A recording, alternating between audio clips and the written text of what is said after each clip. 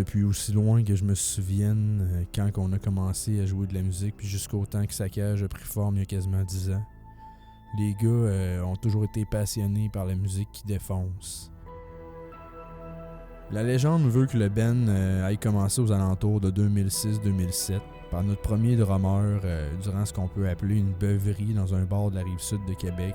Durant cette nuit-là, tout le monde s'en venait pas mal scrap et le bar a passé une tonne de Pantera, qui est pas vraiment en lien avec notre courant musical, mais ça a juste fait une étincelle dans toute la gang qui buvait là-bas. Le bar a carrément été mis à feu puis à sang pour une simple chanson.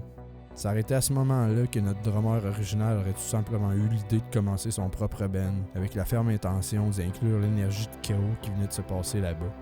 Saccage Nocturne est né cette soirée-là.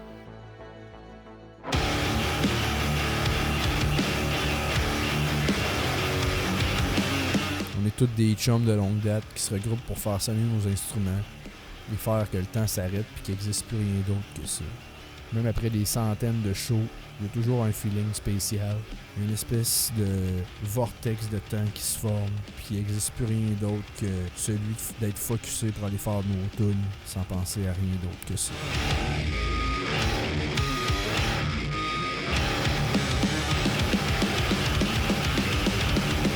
Saccage a toujours été un groupe très proche de la scène locale à Québec. On trempe encore dedans jusqu'au cou.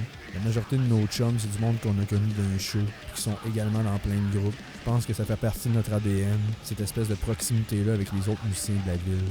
Puis malgré des paroles francophones puis un aspect très local, quand on parle à du monde qui écoute notre musique à travers le monde, on voit clairement qu'ils comprennent l'aura du groupe. C'est vraiment une preuve que la musique, ça n'a aucune barrière.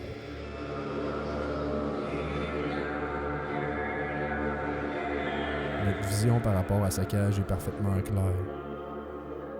Créer une tempête de sons pis de paroles qui détruisent tout.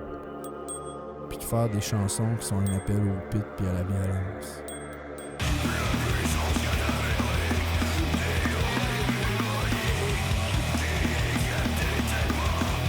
On est accro à jouer devant un public parce que le monde apporte vraiment une autre dimension à nos chansons. Ça prend tout son sens en live, avec le pit et l'énergie de la crowd.